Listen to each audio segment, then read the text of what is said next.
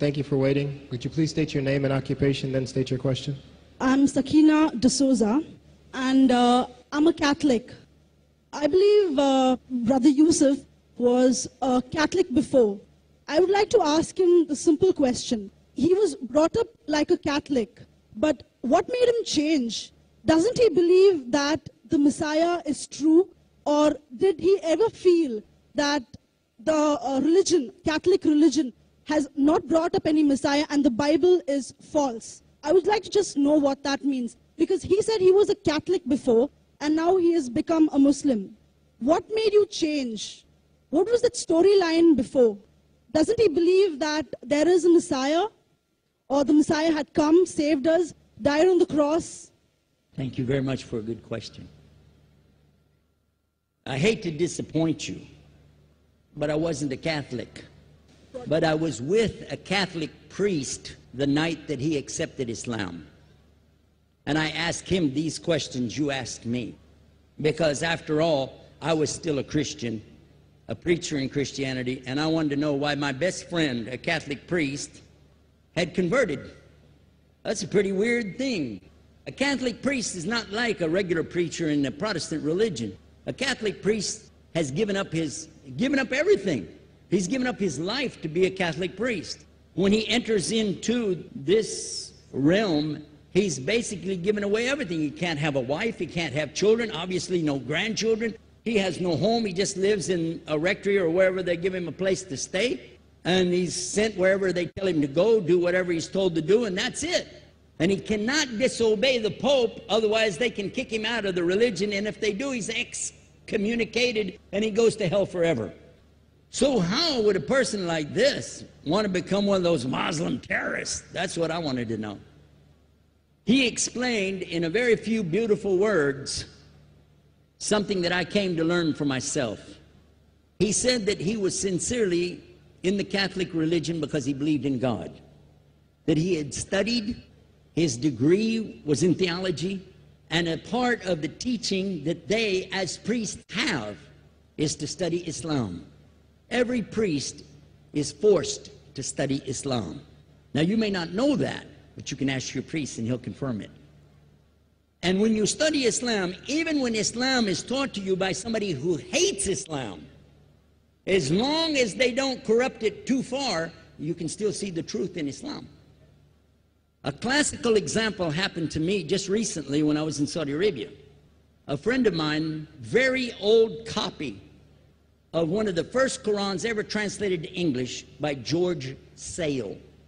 George Sale hated Islam, he hated the Muslims, but when he translated the Quran to English, he was true to the text of the words. Although maybe not getting all the meaning, he certainly was true to the text of the words. I was shocked when I read it. Have you seen it? You know what I'm talking about? Amazing. And listen to this. George Bernard Shaw, for instance, is one of many, a long list of people who read this and realized the truth of Islam. When people see the truth of Islam, it can change them if they want to be guided. If they want the truth, it can change them. You might think, I'm a Catholic, I'll never be anything but a Catholic.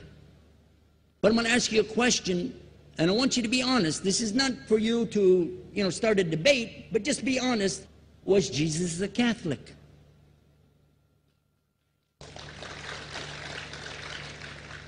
And it's not open to debate, so there's no point in opening that up, because you know and I know he wasn't. The Catholic Church was in business about 300 years before Jesus was born. It's on their website. Don't go like this. It's on their website. That's where I took it from. The Catholic Church was really started in Rome by Alexander the Great. Do you know what the word Catholic means? It means universal. It was the universal church for the Roman Empire. If you didn't join it, you could not be a Roman citizen. And it was opposed to the teachings of Judaism and opposed to the teachings of the early Christians for more than 200 and some years. And they were diametrically opposed to each other to the extent that it was the Romans killing the early Christians. Now, if you understand that, and you go to their website and read, they didn't even take over Christianity until the year 325 AD. And when they did, they changed a lot of things, again, referring to their own website. But if you want to check it in Britannica or Americana or grow your encyclopedias, go ahead and read about the Catholic Church.